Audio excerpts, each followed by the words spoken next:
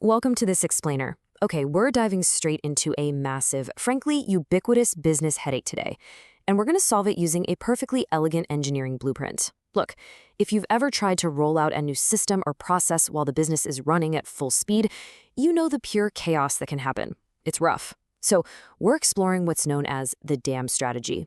This is all about how you actually build guardrails and controls without stopping that continuous heavy flow of your day-to-day operations.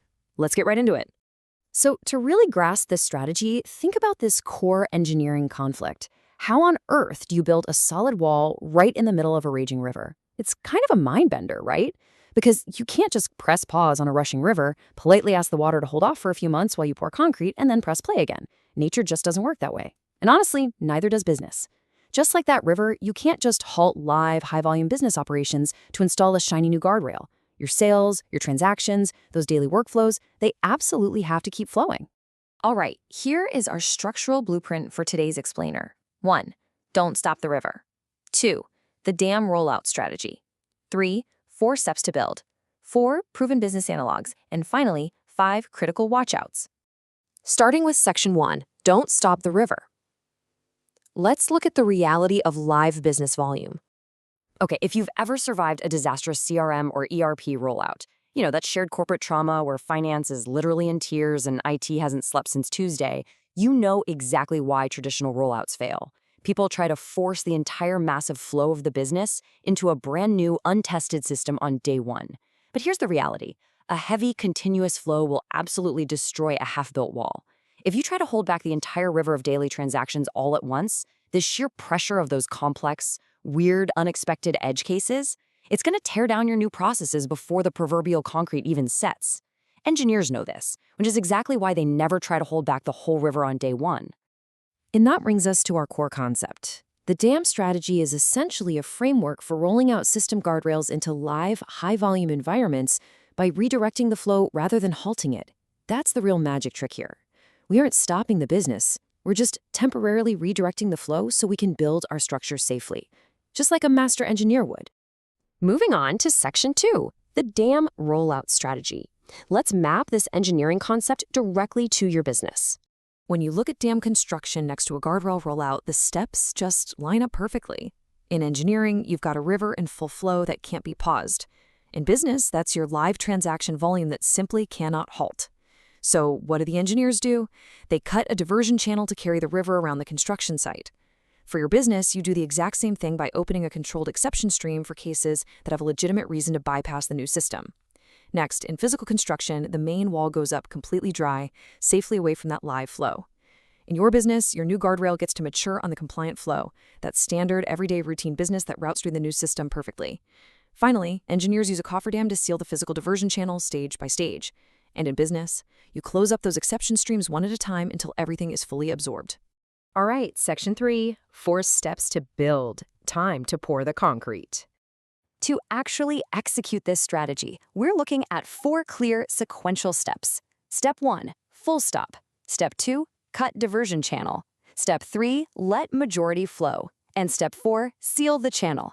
Let's walk through the mechanics of each one so you have this method locked down. So, Step 1 is the full stop. The absolutely crucial rule here is that you put the guardrail across 100% of the system right off the bat. No exceptions, no gradual opt-in. You are setting that hard, foundational boundary for the entire environment immediately. But because we already know we can't literally hold the whole river on day one, Step 2 is where we cut that diversion channel. You have to identify the workflows that have a real substantive justification to bypass your new guardrail. Then you open a narrow, strictly sized exception stream just for those cases. Let me be clear though, this is not a free-for-all bypass for anyone who complains. Not at all. It is exclusively for cases with genuine authority to bypass. Which leads us to Step 3, let the majority flow. You generally want roughly 80% of your business running through the new guardrail. This is your compliant flow. The remaining 20% takes that carefully managed exception stream. Now, why does this specific split matter?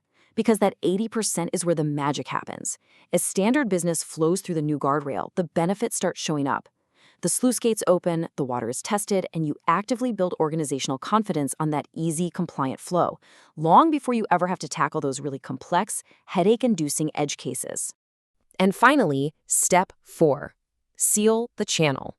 You're going to take all that organizational confidence and the operating data you gathered from your 80% and use it to mature your guardrail. Once the system is strong enough to handle it, you progressively close those exception streams stage by stage until the entire flow is safely absorbed into your shiny new main system. Moving to section 4, proven business analogs. Let's talk about why this isn't just a hunch or intuition. Now, if you're sitting there thinking this sounds a bit, theoretical, I can promise you this exact pattern is backed by highly established, proven business practices. Think about putting a guardrail first and carving out exceptions. That's literally how straight-through processing, or STP, works. Exceptions are routed to manual review, and the automated STP rate gets pushed up over time. What about carving out an authority-based bypass that's logged and revisited? Well, that's just standard risk and compliance waiver governance. Auto-approving routine flows while escalating the tricking edge cases, that's Peter Drucker's famous management by exception. And setting a full mandate first only to shrink the carve-out later. In software engineering, they call that a reverse canary or a brownout rollout. So yeah, this strategy rests on incredibly solid ground. And finally, section 5, critical watchouts, how we actually maintain structural integrity. Look, even the best blueprints are going to fail if the execution gets sloppy. And there are a few specific things that can cause your entire operation to completely wash away. Here are 3 major structural warnings for you. First, you absolutely must size your diversion channel with a hard bar, meaning actual authority is required to enter it, along with a firm capacity ceiling. Second, you have to set a review cadence with a sunset clause from day 1 for every single exception. And third, keep a really close eye on that compliant flow percentage. If that percentage starts stalling out, that is your earliest warning sign that the main guardrail just isn't maturing fast enough to absorb those remaining exceptions. Actually, I really want to double-click on that second warning because it's just so crucial. Without a sunset clause, an exception never closes. Seriously, if you don't mandate a specific time or condition for an exception to be reviewed and shut down, your temporary little diversion channel, it becomes a permanent fixture, and that perpetually weakens your entire dam. Which leaves us with this final, frankly, provocative question to ask yourself as you evaluate your own operations. Is your exception stream becoming a second river? Think about it. If you don't properly size your channel, if you don't enforce a hard bar for entry, and if you skip those sunset clauses, that is exactly what's going to happen. Your exceptions will overwhelm the operation, and you will completely lose control of the flow. Take a hard look at your current systems and ask yourself how well your flow is truly controlled today. All right, thank you so much for joining me for this explainer. I really hope this blueprint helps you build stronger, safer systems going forward.